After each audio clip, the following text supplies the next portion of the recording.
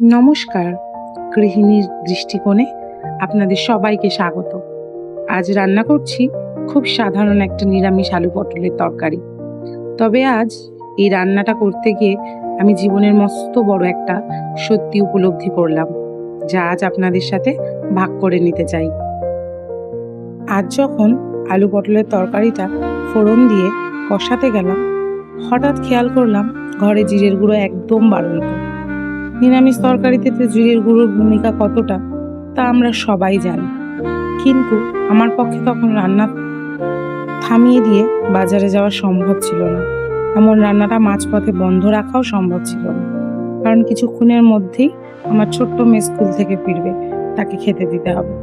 তাই আমি কি করলাম, জিরের গুঁড়ো ছাড়াই রান্নাটা চালিয়ে গেলাম। হ্যাঁ, এটা সত্যি যে জিরের গুঁড়ো থাকলে তরকারির যে স্বাদ বা যে গন্ধ হতো তা আজ হয়তো আসবে না। হয়তো জিরের গুঁড়োর সেই খামতি বা ঘাটতি ধনের গুঁড়ো দিয়ে পুরোপুরি করাও যাবে না, কিন্তু ধনের গুঁড়ো তো অন্তত তার মতো করে চেষ্টা করবে।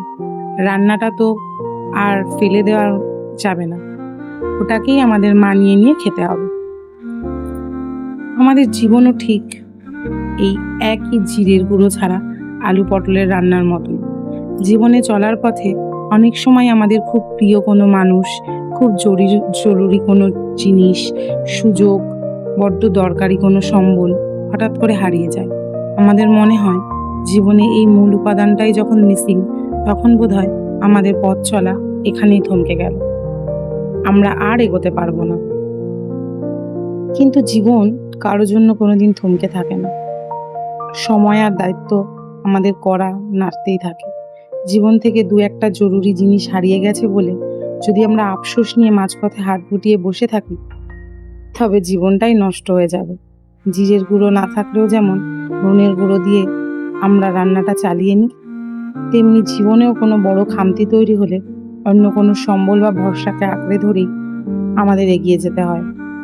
হয়তো পুরনো মানুষে বা পুরনো অভ্যাস সেই নতুন হুবাহু স্বাদের গন্ধটা পাওয়া যাবে না, কিন্তু জীবনকে তো আর ফেলে দেওয়া যায় না। জীবনের সব আশা বা সব উপাদান পারফেক্ট হবে এমন কোনো কথা নেই। খামতিগুলোকে নিয়ে হাতের কাছে যা আছে তাই দিয়ে জীবনটাকে সুন্দর করে তোলার আসল জাদুকরি।